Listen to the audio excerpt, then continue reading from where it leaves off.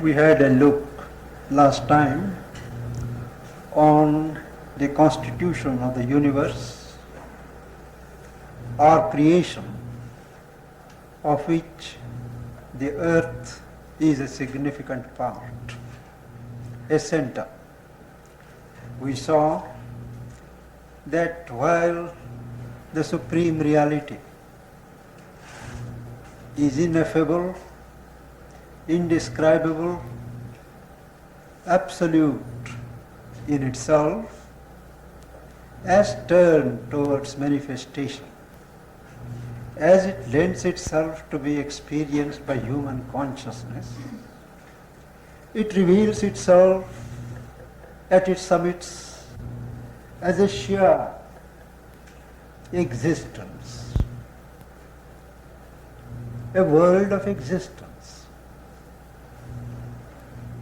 whose nature is consciousness,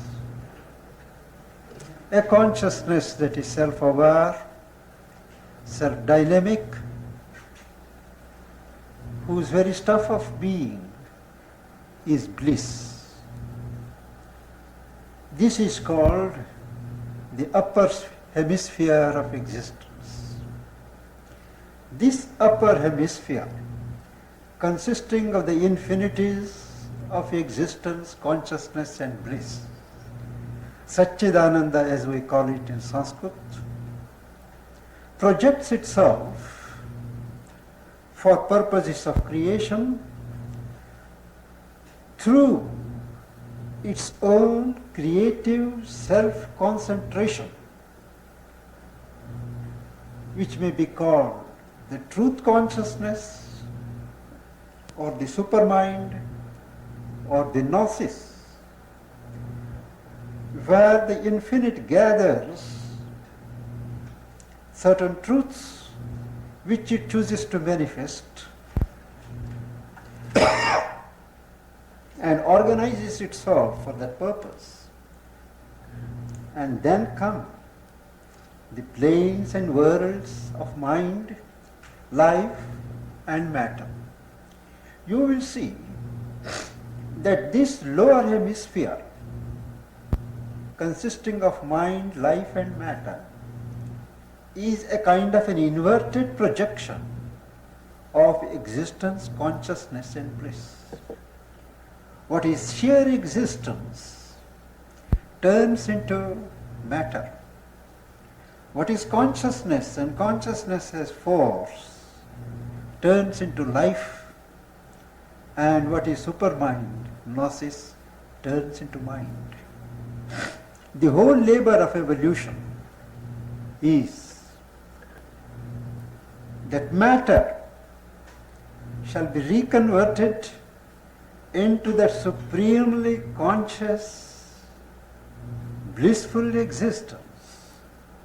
Life converted into a conscient, dynamic force of consciousness, and the mind, which is seeking for truth, transformed into the supermind, which is in possession of truth. Now, this scheme of the universe is reproduced in each form, while we find it difficult to trace these lines of projection in other forms. It becomes possible to trace them in man. Man is a kind of a miniature universe. All the past of the universal evolution is there behind him, even as all the future stands before him. Man is a significant being for many reasons. Till man arrived on the scene, all evolution was conducted by nature in a slow, meandering way. All creatures had their head and nose turned towards the earth. It is only man who is able to stand erect and gaze at his companion stars. His face is turned towards the heaven. In him, the movement of evolution enters into a new phase, self-conscious direction. Man can determine the direction in which he will evolve, as also the pace at which he will evolve. It is in his hands to precipitate the entire future course of nature's evolution in one lifetime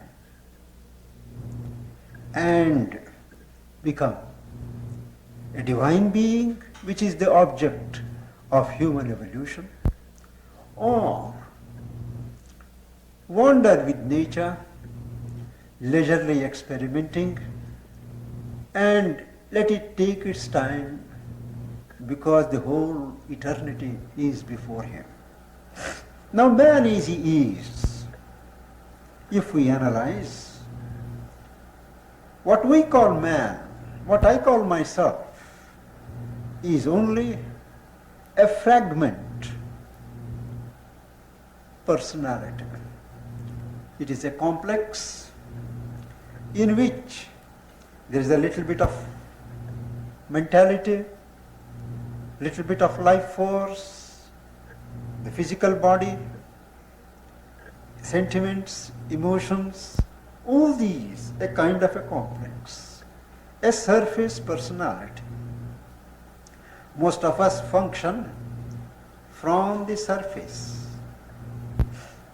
but behind the surface there is a large region, a realm of being, a realm of consciousness, which we can become aware when we plunge into ourselves. We have normally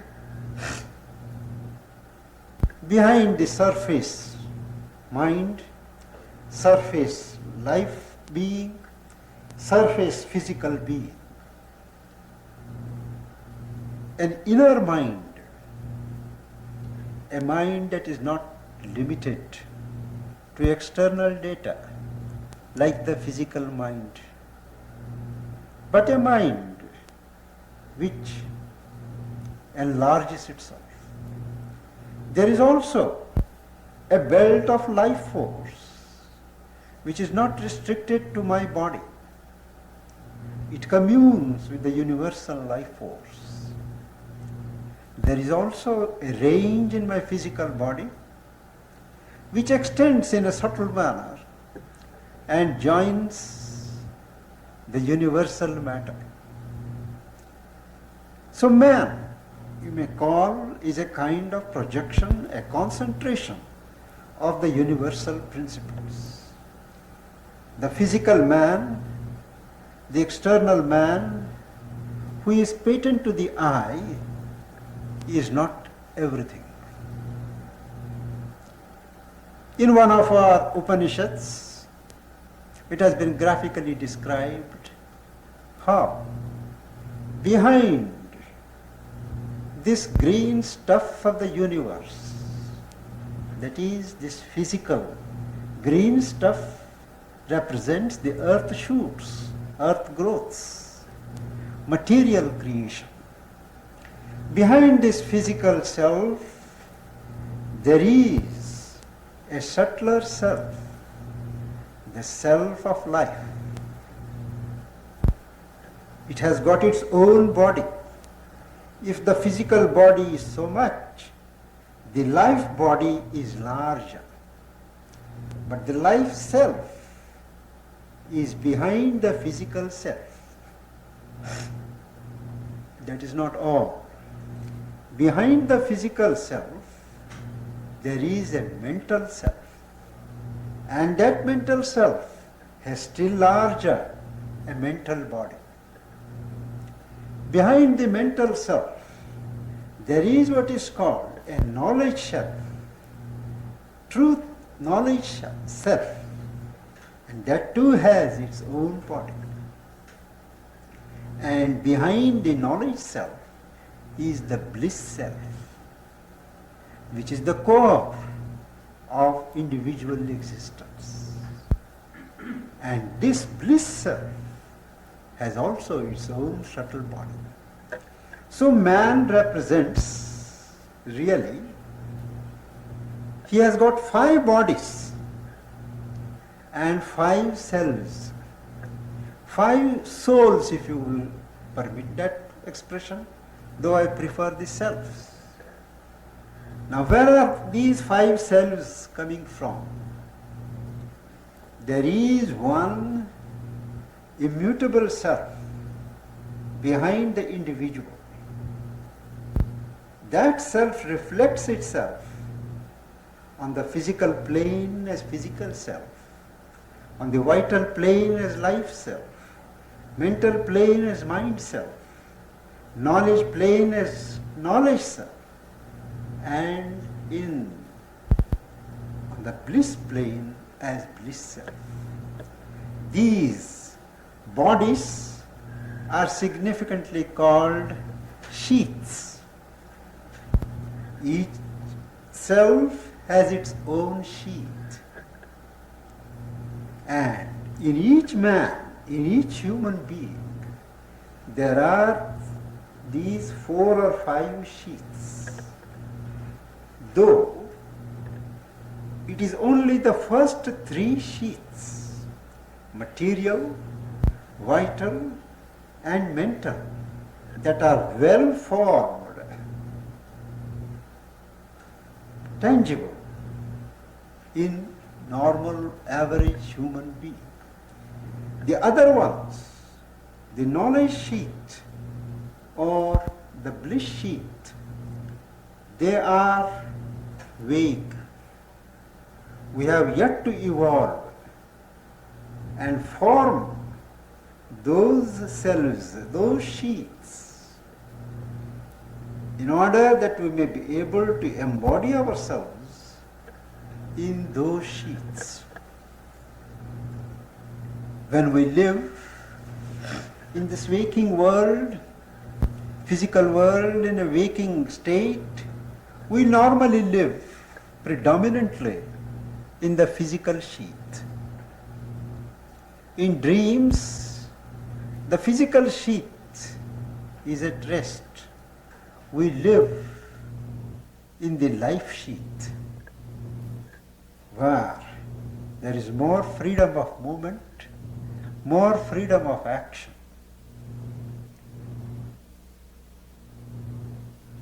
When we think deeply, we live what we call a world of our own, a mental world, that is in the mental body. So these worlds, planes, they are embodied in each human being. For sake of clarity, we say, we analyze that in each person there are 2 systems. One, a concentric system, circles, one above the other, one looming over the other, with the self, the soul at its center. Also, there is a vertical gradation. Below is matter. Activizing that matter is a life force. Ruling that living matter is the mind. And thereafter, there are levels of consciousness which we have yet to probe. Though theoretically we know that, and call them spiritual planes of existence, spiritual planes of consciousness.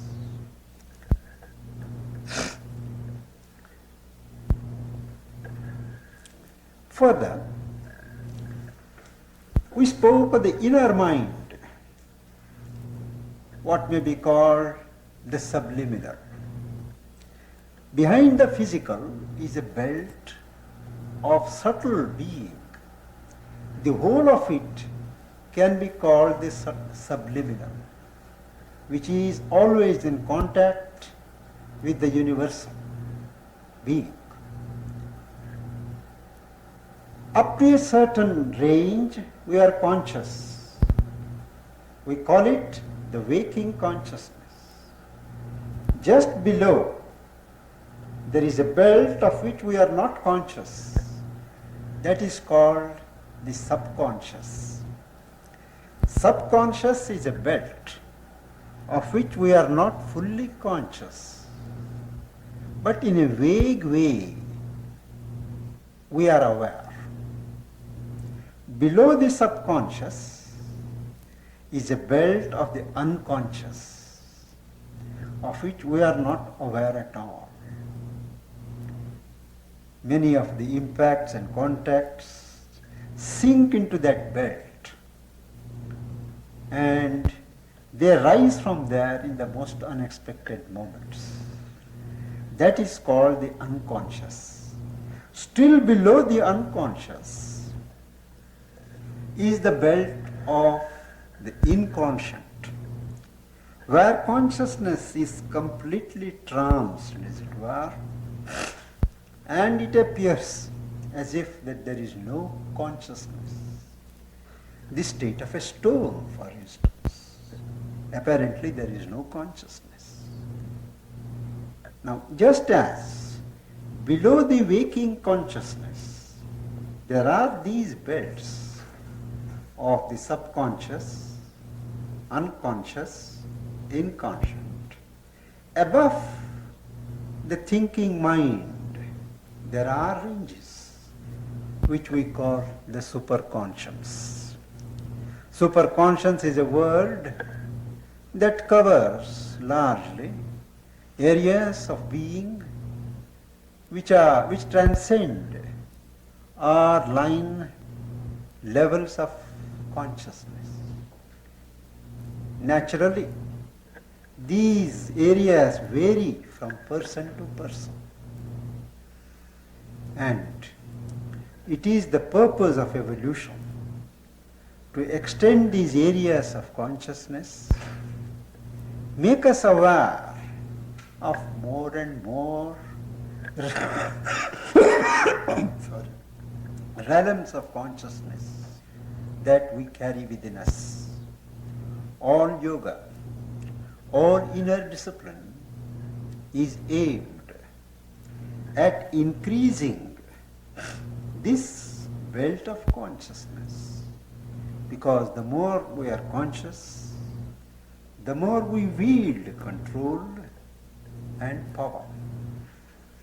Evolution in nature takes its own course across the millenniums, slowly awakening this consciousness. Now, in each individual, there are these realms of consciousness. There are also certain centers of consciousness which form focusing points of certain powers of consciousness, acting like windows to the planes of consciousness around. And this occult knowledge that there is in man an organization of consciousness closely corresponding to the conscious organization in the universe, capable of being activized, dynamized, and related to the cosmic levels of consciousness, is worldwide. The names are different, the terminology may be different, but the knowledge is the same. Centrally, in the subtle body, not in the physical body, But in the subtle body, subtle physical body of man, there is a dynamism of power. All power which pulsates in the human system has a base, has a source. And that source power, of which all other powers, mental power, emotional power, psychological power, physical power, are formulations. That power is stored and lies coiled like a spring in the subtle physical body, at the base of the spine. Now this power, or energy if you will call it, is the individual station. In the cosmos also, the same power is spread out. It can be contacted, tapped at any level. This dynamism, which is in the individual encasement, is called the Kundalini. And that power, that energy which is in the cosmos, is called the Great Kundalini, Mahakundalini. But both are same. What pervades in the universe as power, supreme energy, inexhaustible energy, stores itself in each individual body as the individual energy, Kundalini. Only that much of this energy operates in the body as is necessary to keep the normal operations of living going. That is, only a fragment escapes and keeps life going.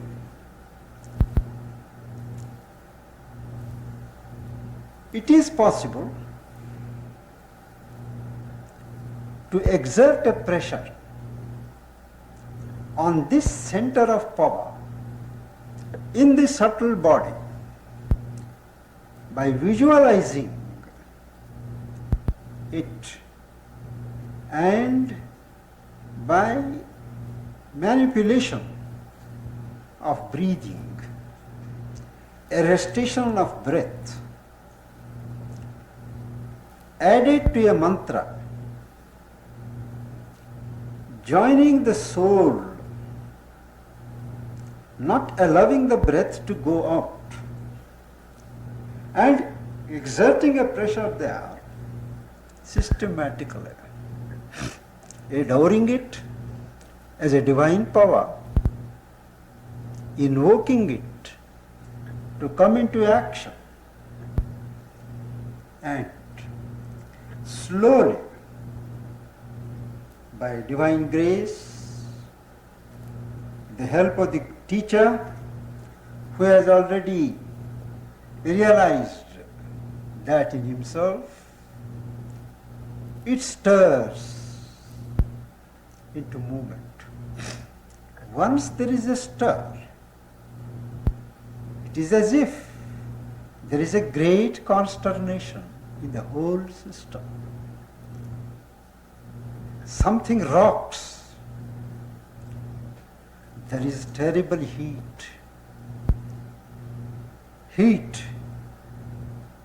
excitement, agitation,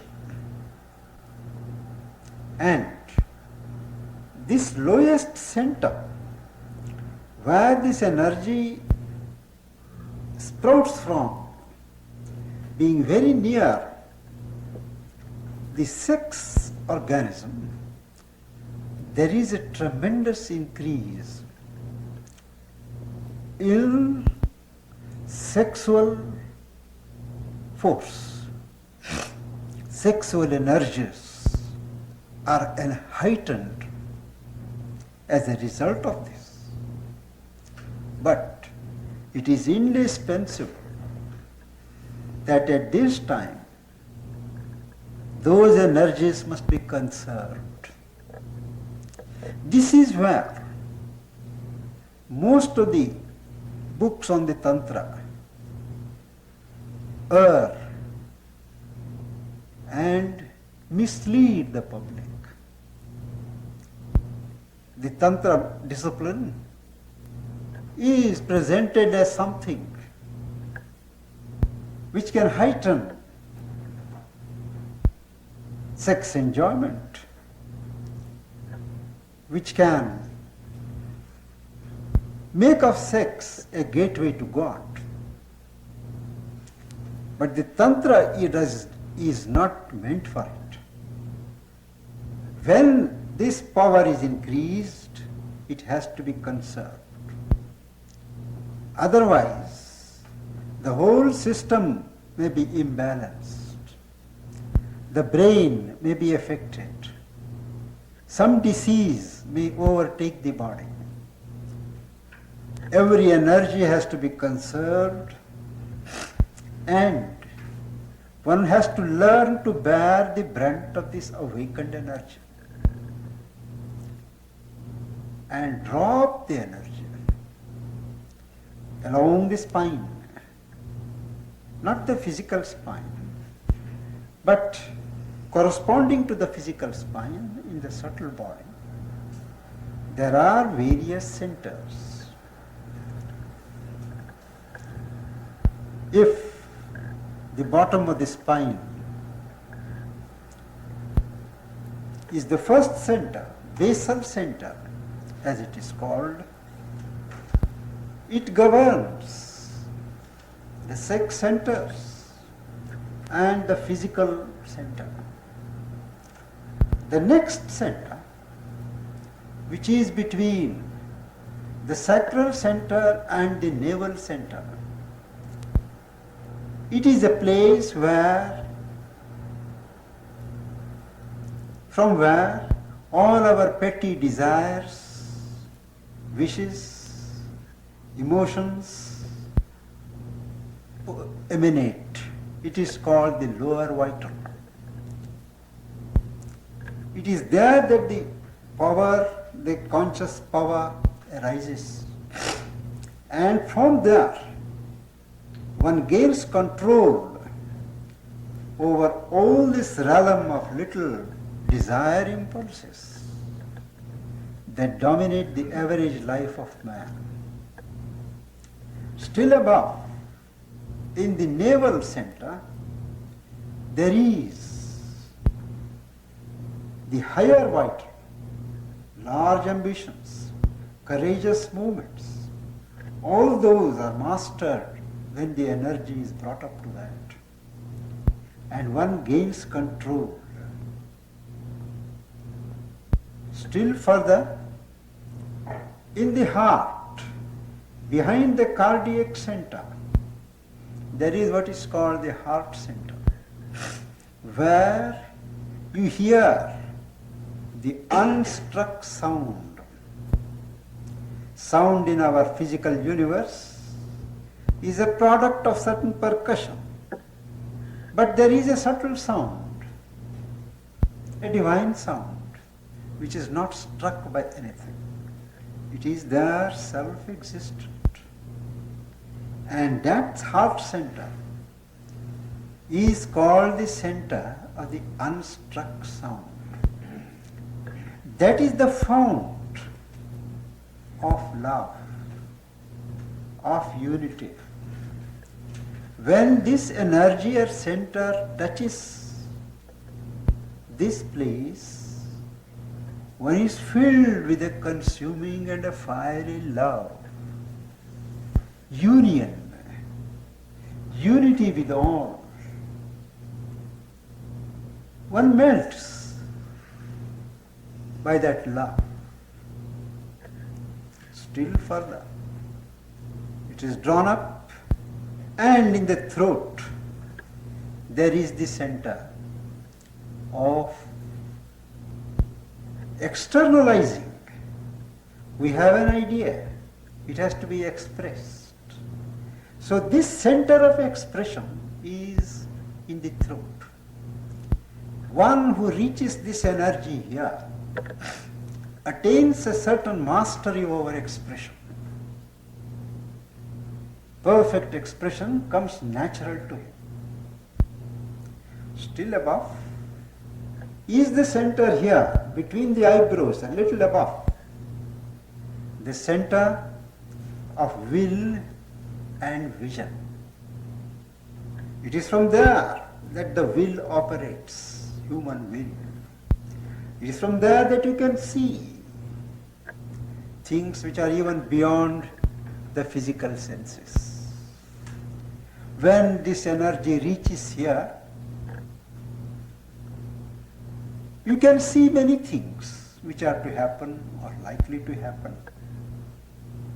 You can also impose your will on events, circumstances, on those around.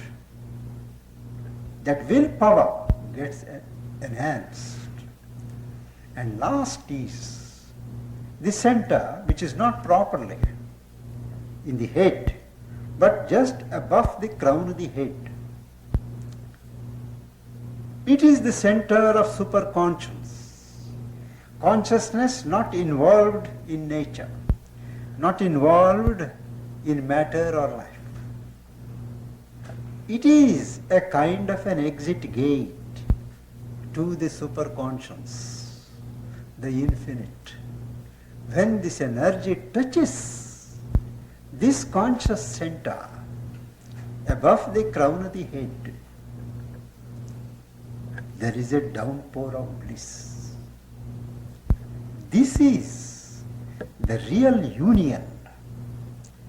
This consciousness that is seated here in the crown of the head is called the Purusha, the person.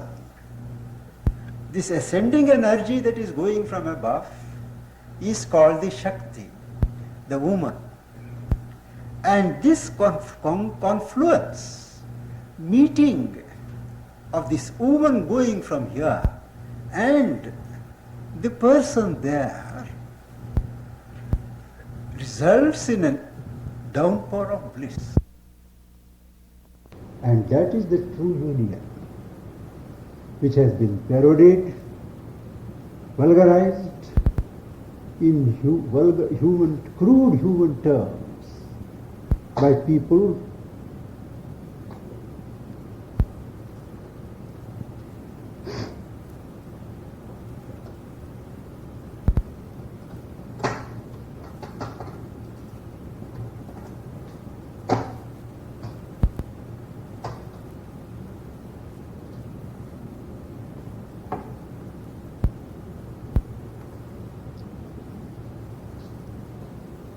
and this lasts for a while. The energy and the power that are taken there can't stay long. It comes down. And the seeker practices this evocation upwards, holding it there as long as possible, till one day, it may take a long time, things get naturalized, and that conscious power goes up spontaneously, without effort, stays there for long and longer periods, illumining the consciousness, letting the person float in a bliss, in a kind of a divine communion. And till this state arrives, till this is normalized, sex is tabooed. Thereafter, one is free to participate in the activities of nature at any level. But from those who have known this bliss,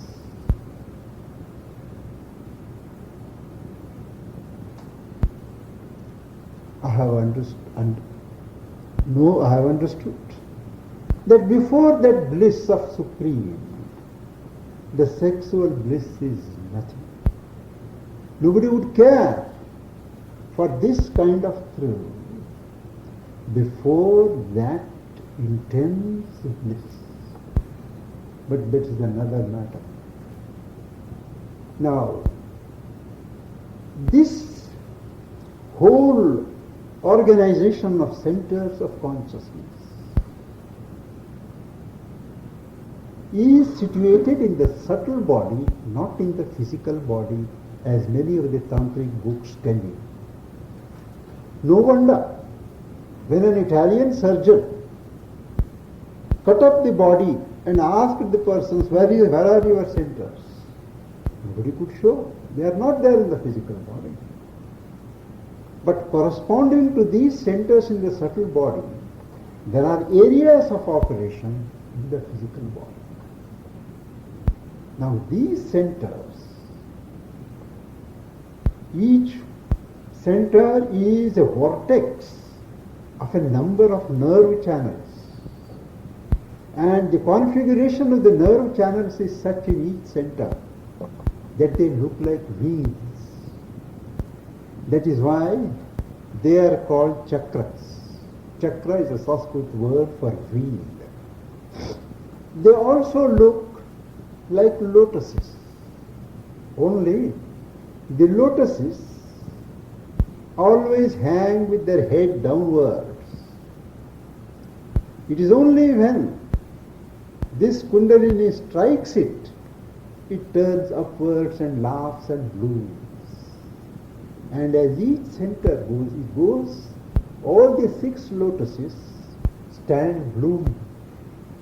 And when it comes back, again they come down. And the highest center, to indicate its distinct nature from other centers, it is called 1,000 lotus, 1,000 petaled lotus. When you see the picture of a Buddha, for instance, you will always see that lotus pointing downwards, but a number of petals. That is the highest center. But these are all picturizations. Actually a lotus is not there, actually a wheel is not there. But the configuration of the nerve channels, nadis as they are called in Sanskrit, nerve conduits as we may call in English, they are thus arranged. Now this, by awakening these, it is possible because each center governs a certain principle. The lowest center governs the earth principle, the abdominal center governs the water principle, the heart center governs the air principle, this center governs the ether principle. So when you perfect yourself on those centers, you acquire control over the operation of those particular principles in the universe. Now this is the philosophy, this is the theory of this occult knowledge, which bases all yogic effort in some way or other. It is the most laborious, difficult, dangerous discipline without the aid of a teacher. And a teacher must be one who has done that, realized it in his own life, and can awaken that energy in the others, control it, direct it.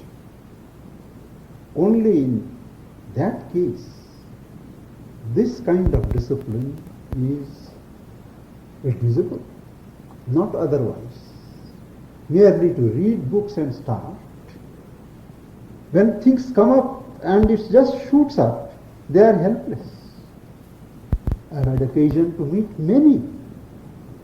They say we go in buses, we go in cars, and suddenly it shoots up and we do not know, we can't drive. We lose control over ourselves. We do not know how to stop it. This is the tragedy of many people. But it is not really necessary in the present stage of human evolution to have recourse to this discipline of the awakening of Kundalini. Because what is called Kundalini here is there as the cosmic Kundalini outside. And it is possible by opening oneself in concentration, receptivity of consciousness, to this great reservoir of power, a divine power which pervades the universe, to call it down in oneself and expose oneself to its action. That force, that consciousness acts upon us and taps and opens those centers which are ready, helps us to make others ready. And it is possible to realize superconscious, the consciousness of God, the highest we are capable, without touching the Kundalini. It's more safe, more rational, and more in keeping with the development of human consciousness. The Kundalini discipline is a mechanical process, but this is more in tune with nature. To expand ourselves, to keep ourselves open to the action of a cosmic power, invoke it in ourselves, and have us operated upon by the cosmic power. I think we shall continue after the break. One or 2 points to be noted in the context of what I said about this dynamism of power called Kundalini.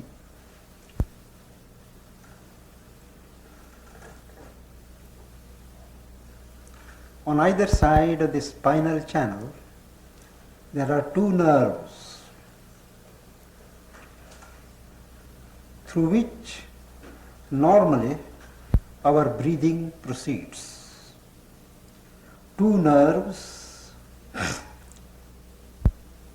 adjacent to the spinal column. And in the spinal column, there is a very fine passage. This Kundalini is to be brought up through that central passage and not allowed to deviate in either of the adjacent channels. One is called the channel of heat, one is called the channel of cold. If by misfortune that energy escapes through the heat channel, terrible is the suffering that persons have to undergo. There are a number of books describing the helpless agonies of people till they found the way to call up that energy through the cool channel, what is called the moon channel, the sun channel and the moon channel. This is only by way of precaution. There are a number of people in whom this energism gets awake by itself. They do not try for it. At times even We have observed in sports, gymnastics, doing certain positions, it gets awakened. And the persons are never the same thereafter.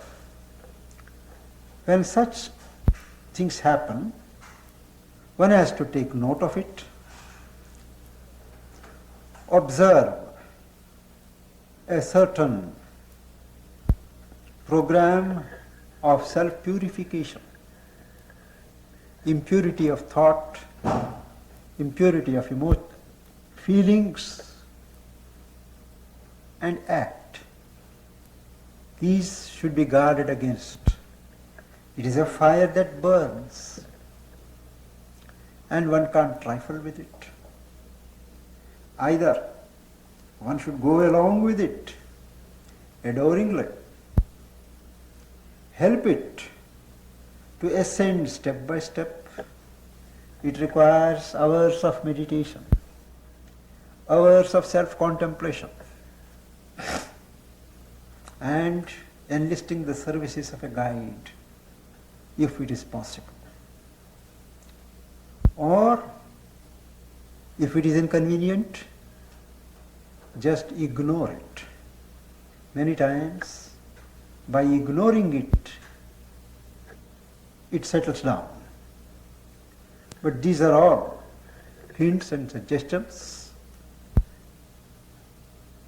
which we may remember in case of need. The central point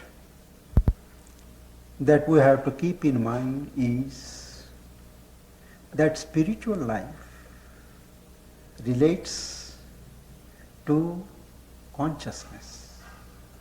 There is a mighty consciousness, whether in the universe or in the individual, which is evolving. And at different levels, this consciousness formulates itself, manifests powers appropriate to those levels of expression. At the level of matter, self-congealing, self-concretization of consciousness as matter, the properties, the inherent qualities that manifest are solidity, rigidity, firmness. It was required in this world of flux. At the level of life, there is mobility. Mobility in a frame of stability, continuous movement, heat. At the level of mind, some more faculties come into operation. Calculation, reasoning, coordination. But in the very nature of things, consciousness has reached only a middle stage. It is limited. The mind, which is the highest present formulation of consciousness, is limited in its operations by the logical intellect and is never sure of itself. All that it knows is the next step in front. And all our knowledge is turbaned with doubt. What we believe today, we doubt tomorrow. And everything that man with such a mind creates has this character of imperfection, limitation, being bounded. And it is just as well, because man himself is an imperfect creature. His consciousness is imperfect. And a perfect consciousness is a consciousness which has no bounds, no limits, is in possession of truth, has a will that can effectuate the truth. And when this truth operates, perfect consciousness operates, there can be no error, there can be no falsehood, there can be no evil, there can be no suffering, there can be no pain. And this perfect consciousness, whether in the form or without form, is called God. All of us are in striving to attain to this consciousness. We call it God, we call it reality, we call it nirvana, doesn't matter what. And yoga, spiritual life, is a concentrated means to help us to actualize this possibility in our lives.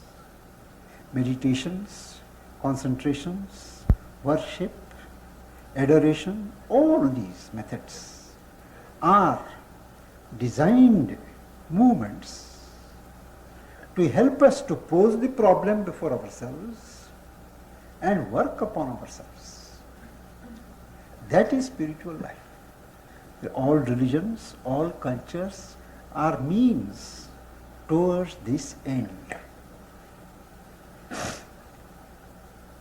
If we can enlarge our consciousness, the mind, for instance, break the lid of the mind, free it into larger expanses, our knowledge will be more full, less open to error,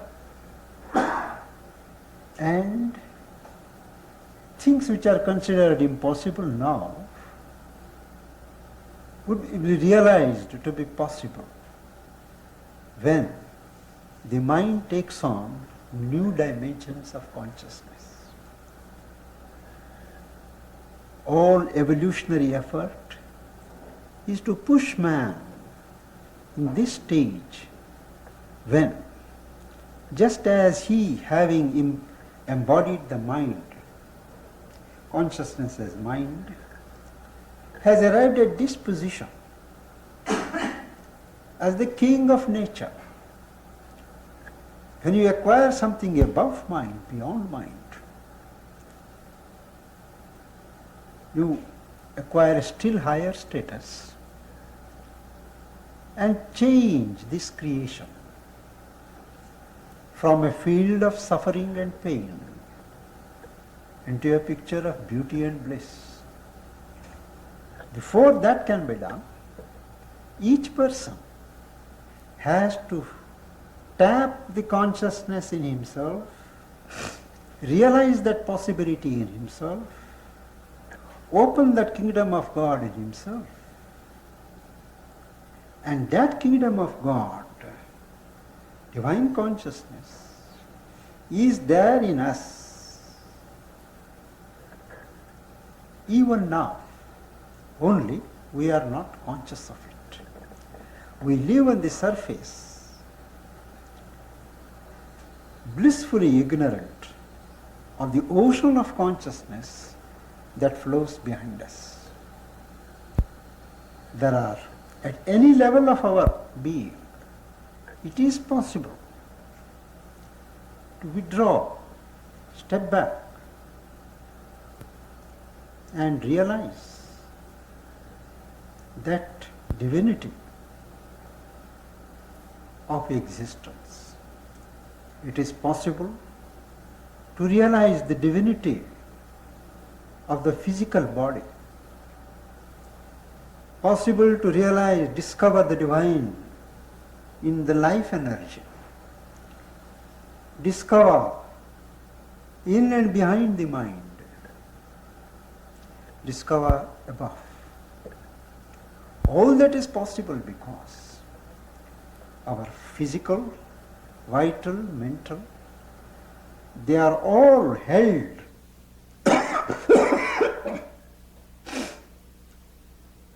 by the soul. I said that existence is reproduced as matter, consciousness as life, supermind as mind. But what about bliss? Bliss is an inherent principle of divine existence. Now, the bliss principle is reproduced as the soul. The soul, it is which holds the whole complex, evolving complex, matter, life, mind, all centered here in the soul. And this soul is there on every level of the being. This self. We spoke of 5 selves. And spiritual life aims at becoming aware of this concentration of consciousness as the self on any level of our choice. There are different disciplines, different systems to realize this divine self on each different level. We will take up those in the next series of the Monday meetings. Suffice it to say that though we analyze and demarcate these different levels of consciousness, areas of consciousness and all that, it is for sake of mental clarity. In life, in practice, there is one integral whole. Things constantly penetrate and interpenetrate into each other, flow into each other. There is no demarcating line between life and matter, between matter and life. They flow into each other. It is for purposes of understanding that we speak of the different levels and the different planes. But seen in the cosmic gradation, they all melt into each other. That is why we call it a universe. One formation with different levels.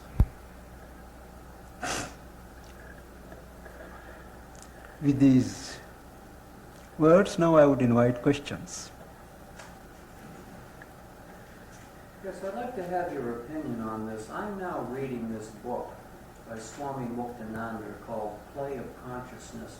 Now, he claims that he can transfer his Shakti power, which he has, through a process called Shaktipat, to where he arouses the Kundalini within a disciple. Now, I'm not saying that he does this indiscriminately, but the thing that I find hard to believe that he has this ability is simply this, is because if there is a strict criterion by which this Kundalini must be raised to pure life and so forth, and these long, arduous exercises and practices, I just don't see how, as he puts it, he can raise this within anyone by a glance, by a thought, or looking at the person or touching them. I just don't believe that he has the ability to do this. And what's your opinion? Shaktipat, the fall of the force, impact of the force, it is a recognized phenomenon in spiritual life. When you have attained a certain spiritual realization, it doesn't stay put in you. It goes on vibrating. It goes on radiating. And whoever comes in the environs, he is exposed to those vibrations. This is what is called a constant Shaktipat, a constant impact of force. by realized persons. They are not conscious. They do not consciously throw something of them, but it just goes on and on. Now, in some disciplines, like the ones you mentioned, Shaktipat takes place, but it takes place spontaneously.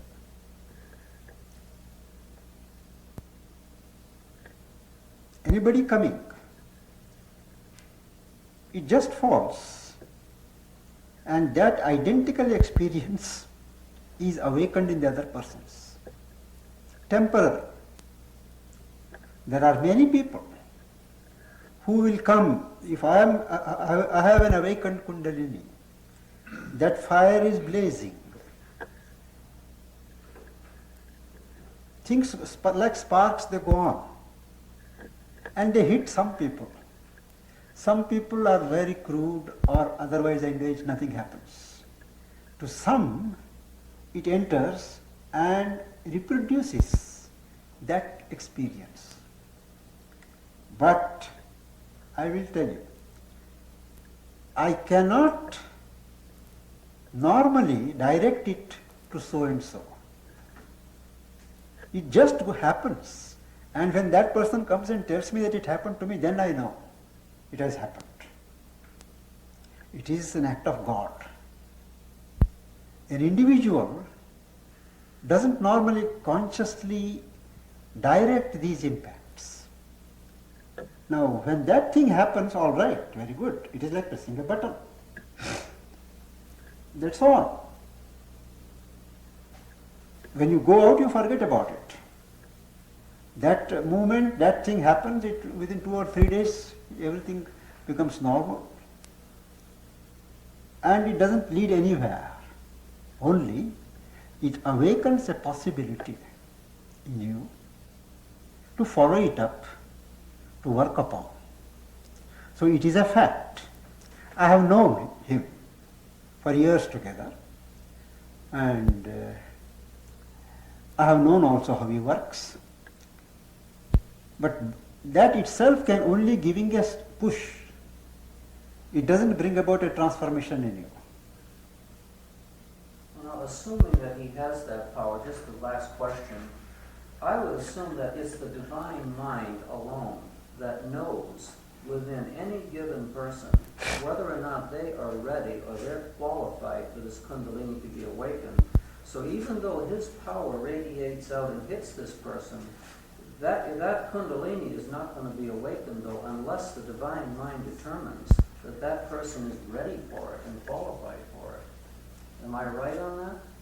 There is such a thing as a chance given by grace.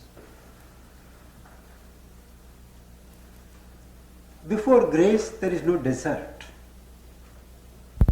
It doesn't see whether a person is fit. A chance is thrown at times for persons to benefit by or not. That also can happen. These are what are called circumstances of life, which are not strictly governed by logic.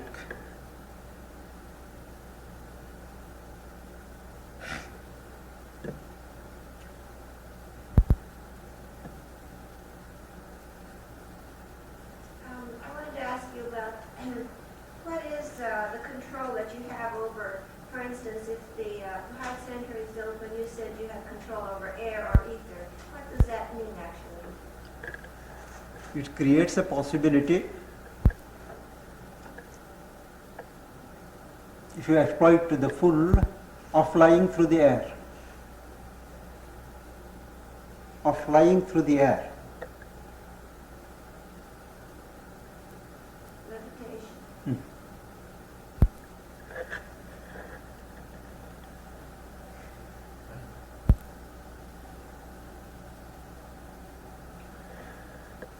Sir, why would one want to fly through That is the thing, you know. There is a story of Vivekananda's guru. He was a very unlettered man. He did not know English. He did not know scriptures. But somehow, you know, he was a spiritual, a flatus and a genius who mastered so many paths. The Islam, the Christian, the Hindu, the Tantric, all these. And he realized God consciousness in every way. So he once told a story that one man who was doing lot of yogic austerities, he had a companion, friend, and he said, look, we have to cross this river now. I won't take a boat and I will walk across it. And he walked across the river, he walked on the water, a recognized achievement. And this man gave 1 cent to the boatman and walked. He said, do you see how I walked? He said, yes, but I did it in 1 cent. You have taken so many years to do it. See, how does it help? These powers, these miracle powers don't mean anything spiritually. A man can do these miracles without having an iota of spiritual consciousness. It is purely a matter of occult knowledge. There is a great occult science, and if you master it as you master physical science, you can get a knowledge and a control over the processes of nature, not merely physical nature but subtle physical nature, and operate those forces and produce these fireworks. They have no spiritual meaning. That question, control over the air principle, it can also, you know, keep out the diseases, you know, of wind, air, or mastery over elements. Mastery over elements, which these spiritual people exercise for the good of humanity. Excess of rain, want of rain, drought. They function from that principle and exert pressure on the cosmos, cosmic nature. It is still practiced in India. I have known when there are droughts, crops are withering, people are about to starve. There are people, such holy people, who sit together and pray. Certain formulas they repeat, they adore and call the rain god, and showers do come. There are instances also where fires are raging. They have called the rains and the fires have been controlled. These things are not considered very miraculous in India, but they are considered as normal possibilities.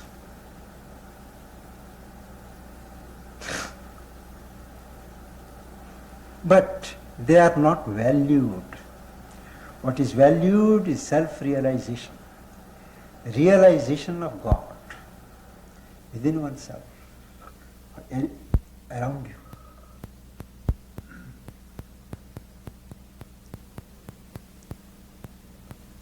You know, I know there's a play down on these cities or yogic powers, but now, speaking from this country, for all the years that I spent, for example, in the Pentecostal church, I observed the phenomenon that you could preach to people for hours on end and just talk, talk, talk.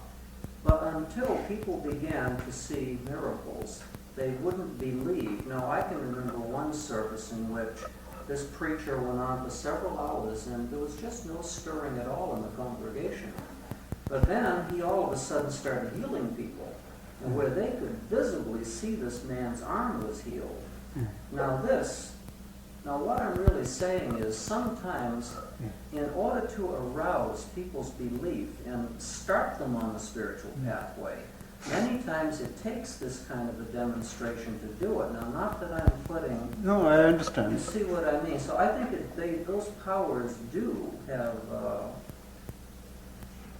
their place. They can be utilized. One starts like that.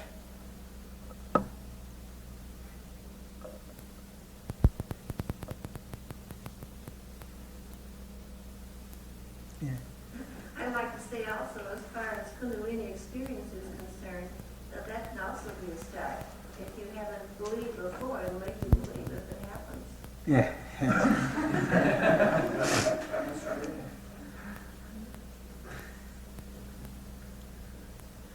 Many have mistaken ordinary physiological phenomena also to be movements of Kundalini and have come to grief, you know. This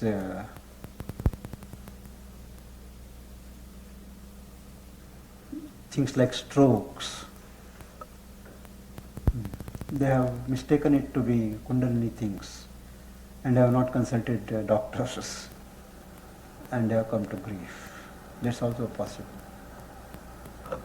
I just read an article where a doctor, he said that the operation of Kundalini throughout the body manifests most often on the left side of the body through what he felt was its activity and its energization of the right hemisphere. Do you feel that's Don't know.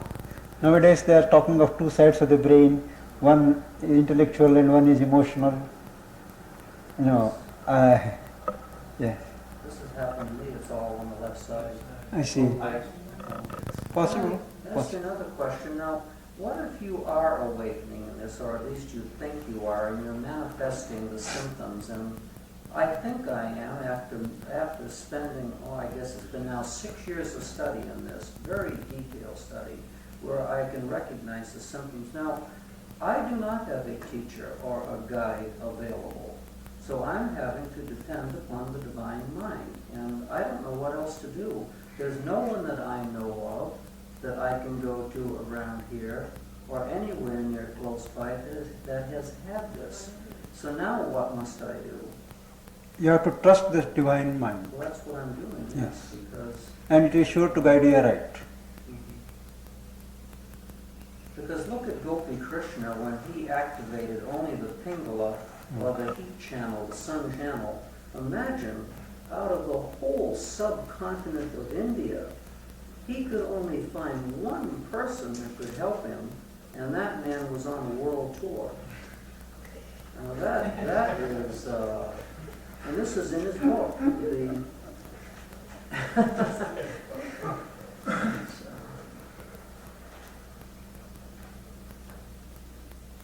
Yeah.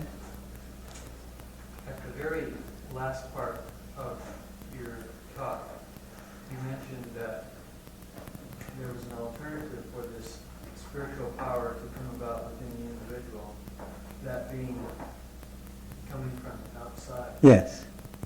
Could you elaborate on that a little more? Yeah. In fact, that will be the theme of our further expositions. Conceive of a divine consciousness pervading this universe, guiding the whole evolution.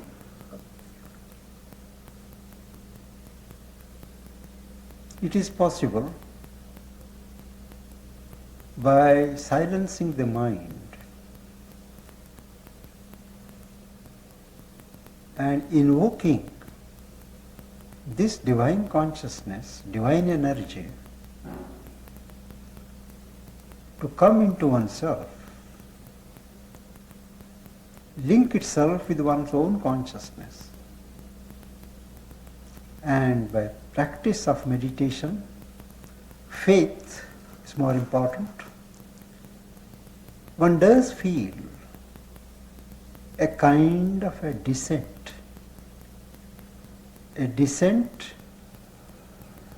of peace or power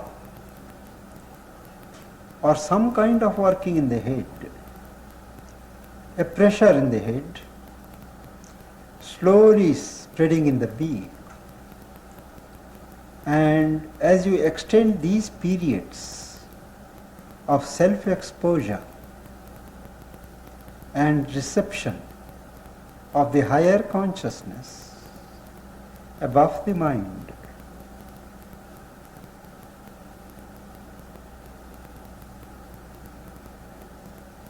the only work that an individual has to do is to expose oneself more and more as that consciousness for force demands, adjusting itself periodically, denuding oneself, emptying oneself of external lower concerns and keeping oneself open to the action of this higher consciousness. This is in substance the scheme of spiritual evolution.